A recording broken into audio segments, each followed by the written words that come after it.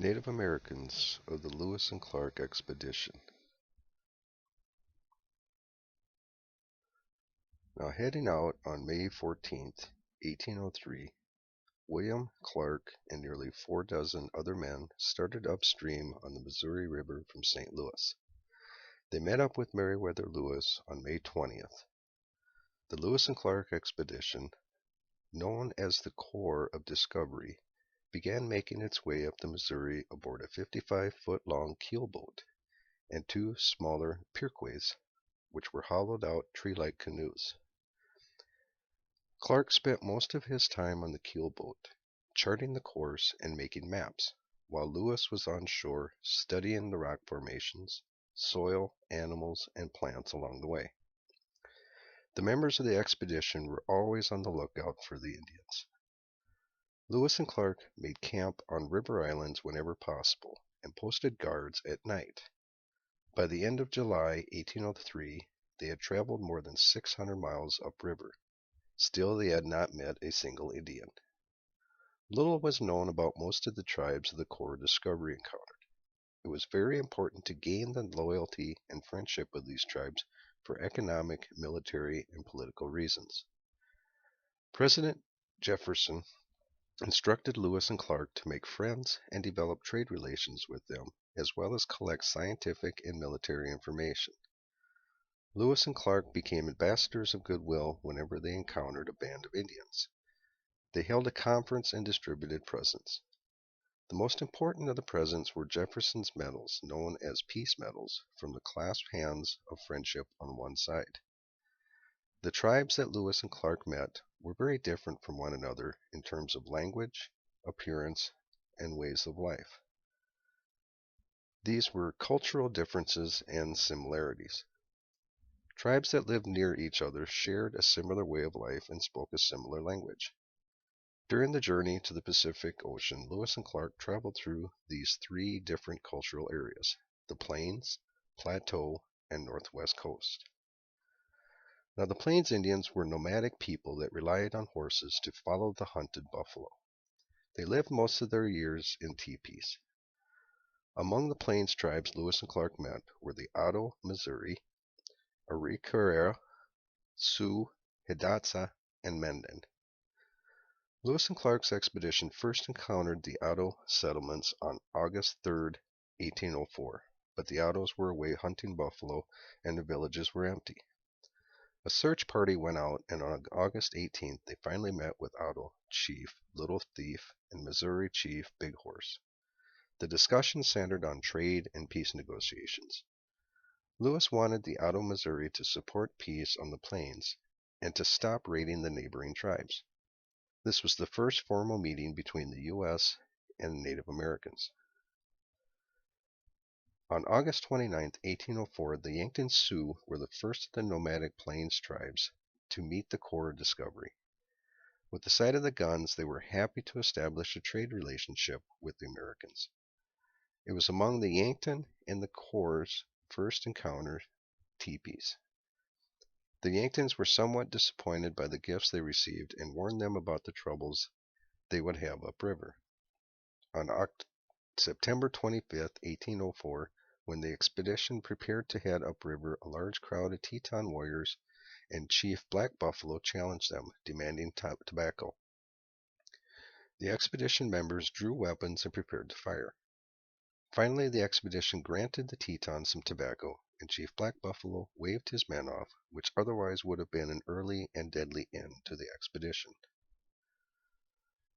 On October 8, 1804, they met the Akura tribe.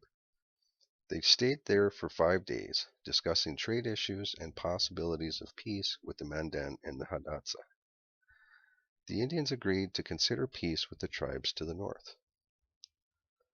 While wintering at Fort Menden from November 1804 to April 1805, they met with the Hidatsas, led by Chief One Eye. Lewis and Clark valued the information that the Hidatsa had about the people and places found in the Rockies. From them, Lewis and Clark learned about the Crow, Shoshone, and Nez Perce Indians. The Minnetarees, under Chief Black Moccasin had surprised a band of the Shoshones from others on the other side of the Rocky Mountains. They captured several of the Shoshones, among them was Sacagawea. She joined the expedition during the winter of 1805. Many times through the journey, she proved helpful to the expedition's success. Upon reaching the Rocky Mountains, Lewis and Clark met what they called the Plateau Indians. These were the Blackfeet, Shoshone, Nez Perce, Walla Walla, and Wishram Indians. These Indians lived in the Columbian River country and were fishermen as well as hunters.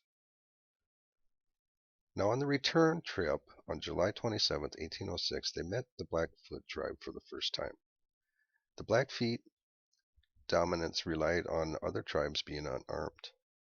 When Lewis told about the trading of the guns, the Blackfeet warriors saw this as a hostility.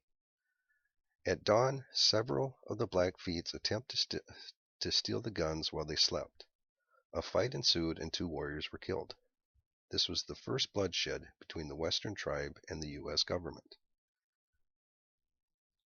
On August 13, 1805, they met the Shoshone.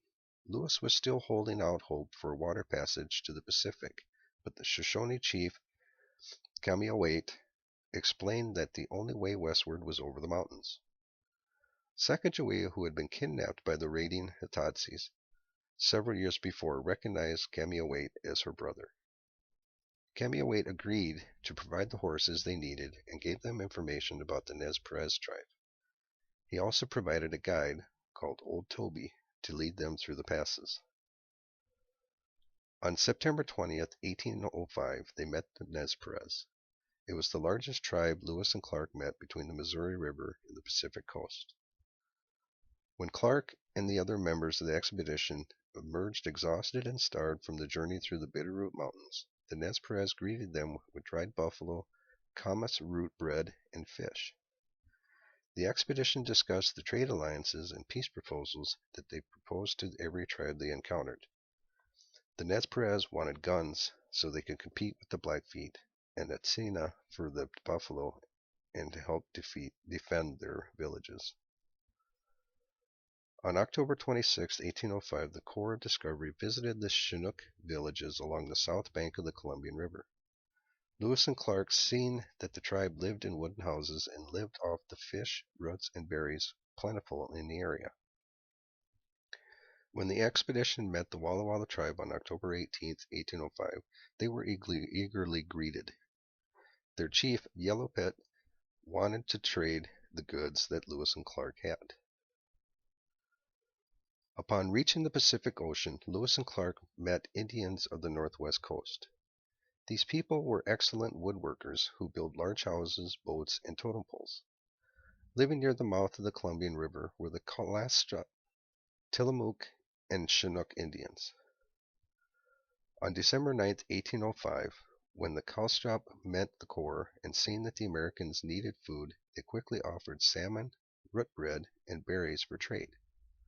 Always helpful, the Kalstrap taught the Corps where they could find food to make it through the winter. Now the expedition succeeded because of the help of these Indian people and the assistance that they gave them along the way. They received food, rest, and advice about the route ahead. The nearly starved expedition was especially thankful to the Nez Perce Indians, who they met on September 20, 1805, after a treacherous stretch on the Lolo trails through the Bitterroot Mountains. If it wasn't for the Nez Perce, the expedition would have been finished. They fed the explorers and cared for their horses, which would be needed for the travel back through the Lolo Trail the following year. One reason the various tribes were so helpful may have been because of the Indians' companion, Sacagawea, and her infant son. The Native Americans might have suspected the explorers were on a warlike mission, but were reassured by seeing Sacagawea and her child. A major benefit to the expedition was the information they received from the Indians they met. One of the natives' maps that they were shown gave them a route through the rugged Rocky Mountains by way of the Lolo Trail. The explorers had to leave the ease of the river for travel over snow by foot and horseback. Native Americans recorded their cultural, physical, and sacred landscapes using a variety of methods for the expedition to follow. Some of them drew maps with charcoal on tanned animal hides, showed maps modeled with sand, dirt, or snow on the ground, or by telling stories through sign language. Some of those maps were recorded by explorers and made into printed maps. On the map used by Lewis and Clark on their journey, most information on the American Northwest was based on the natives' information. One problem that led to the errors was the time and distance were described in terms of the number of nights or sleeps that it would take to travel from one point to another, and the directions was given with reference to the location of the sun.